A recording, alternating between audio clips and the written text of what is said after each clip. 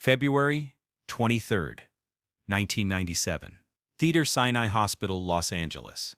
Elizabeth Taylor, undergoing surgery to remove a brain tumor, suddenly flatlined for 2 minutes. When doctors revived her, she whispered something that made Nurse Helena Rodriguez freeze. "I saw them all. Marilyn, Grace, Monty. They're waiting for me. But he won't let me go yet. Rockefeller still owns my soul." The medical team dismissed it as anesthesia-induced hallucinations. But Helena Rodriguez knew better. She had been Taylor's private nurse for years and had heard the stories, seen the fear in those famous violet eyes. That night, Helena broke protocol and recorded what Elizabeth told her in recovery. "They bought me when I was 12 years old. Not my contract, not my catatomy. Like cattle at an auction. Every marriage, every divorce, every scandal was scripted. I've been dying to be free since 1950. But the diamonds are my chains." The story of Elizabeth Taylor's imprisonment begins in 1943, when she was just 11 years old. Francis Taylor, Elizabeth's father, was an art dealer who had fallen into massive debt. One night, a well-dressed man appeared at their door with an offer: "Your daughter for your debts." The man was Howard Aldridge, a talent scout who worked exclusively for what he called special interests. Those special interests were the Rockefeller family. MGM's official story was that Elizabeth was discovered by a talent scout. The truth was, she had been purchased through a complex arrangement involving her father's debts, transferred through Swiss banks controlled by Rockefeller subsidiaries. The price, $100,000, a fortune in 1943. Before we reveal more shocking details about Hollywood's most glamorous prisoner, remember to subscribe and hit the notification bell for updates on this explosive series.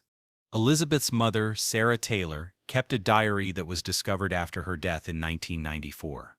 One entry from 1944 read, "They tell us when she sleeps, when she wakes, what she eats, who she speaks to. This isn't a career. It's an ownership. We sold our daughter to devils in suits." By 1950, 17-year-old Elizabeth was MGM's biggest star.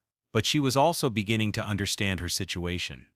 Her first marriage to Conrad Nicky Hilton Jr. at age 18 wasn't young love. It was a business merger between the Hilton hotel empire and Rockefeller entertainment interests.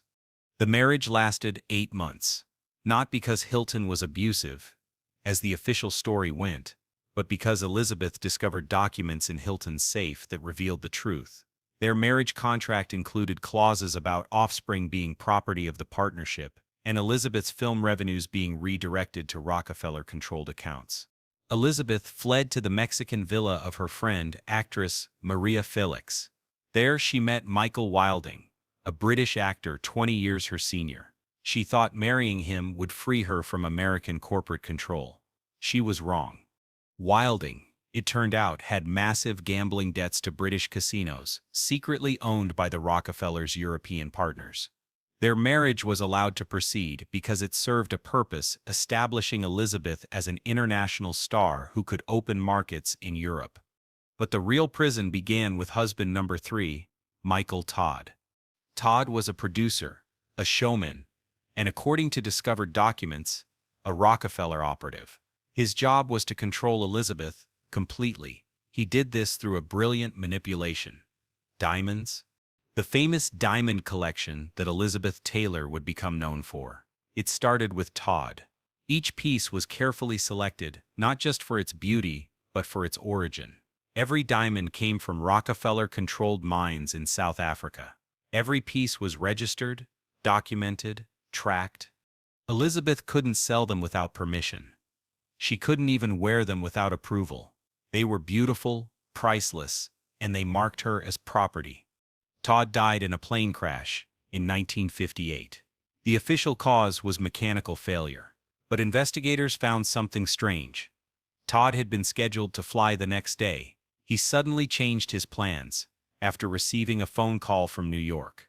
The caller was never identified. Elizabeth's grief was real, but so was her relief. With Todd dead, she thought she might be free. Then came Eddie Fisher. Fisher was Todd's best friend, and marrying him caused a massive scandal. Stealing Debbie Reynolds' husband made Elizabeth Hollywood's villain. But the scandal was orchestrated. David Rockefeller himself had approved the narrative. A villain was more interesting than a victim, and it kept the public from asking real questions about Todd's death. During the Fisher marriage, Elizabeth began taking pills. Not by choice.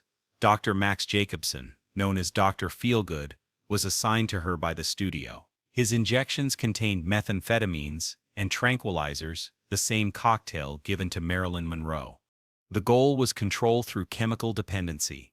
A addicted star was a compliant star. Then came Cleopatra and Richard Burton. The 1963 film Cleopatra was the most expensive movie ever made. What the public didn't know was that it was also a Rockefeller money laundering operation. The inflated budget allowed millions to be moved through international banks under the guise of film production. Richard Burton wasn't supposed to happen. He and Elizabeth fell genuinely in love on set, a development that terrified their handlers. Real love meant unpredictability. It meant Elizabeth might find the strength to fight. The solution was brilliant and cruel. Let them marry but make their love toxic. Burton was fed alcohol constantly. His alcoholism enabled and encouraged by studio handlers. Elizabeth was given pills to manage the stress of Burton's drinking. They were turned into each other's poison. Their first marriage lasted from 1964 to 1974. They remarried in 1975 and divorced again in 1976. The on-again, off-again nature wasn't passion. It was programming. When they got too stable, Burton would receive a bottle. When they separated too long, Elizabeth's pills would be adjusted. Burton knew. In his diary, published posthumously, he wrote, "They control us through our weaknesses. My weakness is drink. Hers is me. Together, we're a spectacular disaster that sells tickets and keeps us too broken to escape." The seventh marriage to Senator John Warner seemed like Elizabeth's escape attempt. A U.S. senator had power, connections, protection, but Warner was ambitious, and his ambitions required funding. Guess where that funding came from? During her marriage to Warner, Elizabeth gained weight dramatically. The press mocked her, but what they didn't know was that she was being given steroids in her diet pills. Punishment for trying to use political connections to investigate the Rockefeller control of Hollywood. Her final marriage to Larry Fortensky was portrayed as ridiculous, a construction worker marrying a legend. But Fortensky had been carefully selected. He was someone with no connections, no power, no ability to help Elizabeth escape.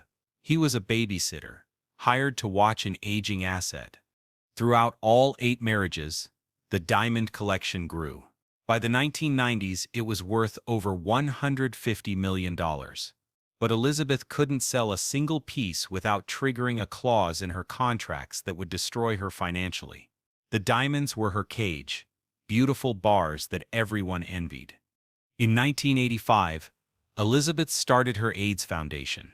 This was allowed because it served Rockefeller interests, charity work, provided tax breaks, and good publicity. But Elizabeth used it to hide her real activism, collecting evidence.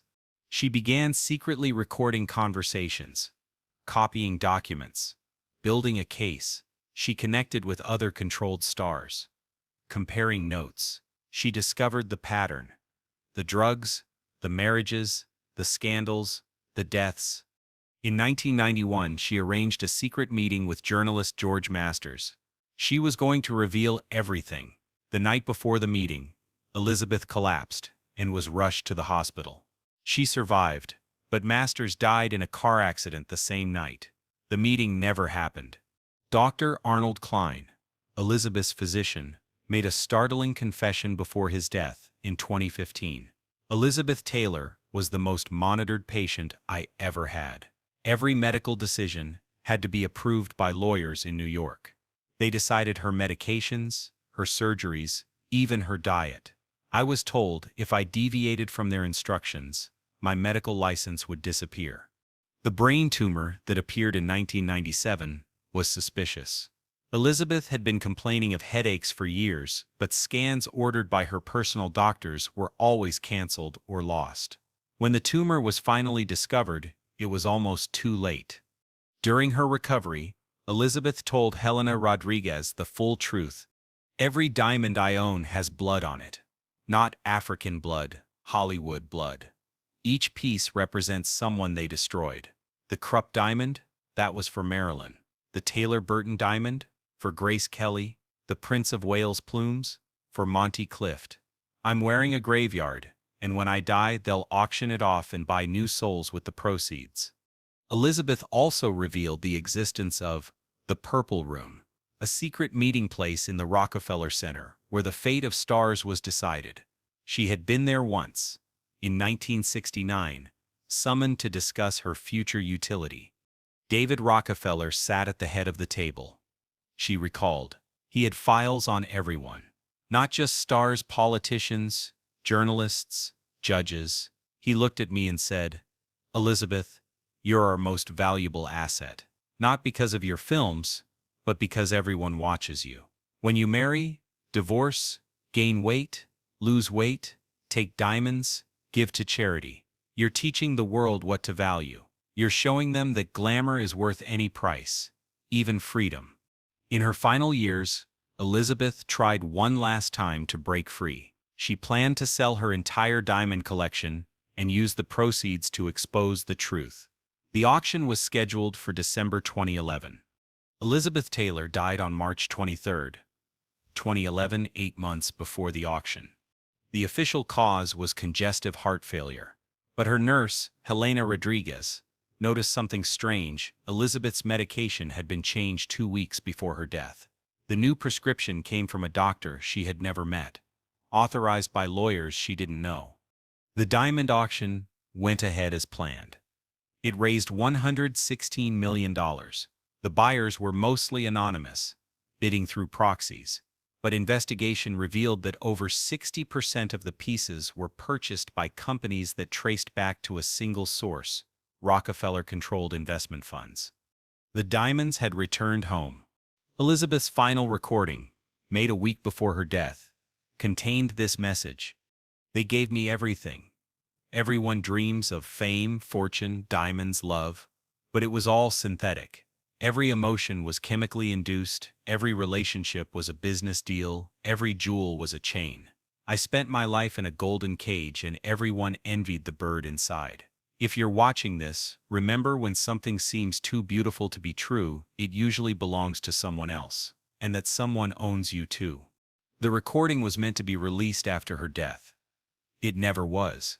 The lawyer who had it died of a heart attack 2 days after Elizabeth. The recording vanished. But Helena Rodriguez had made a copy.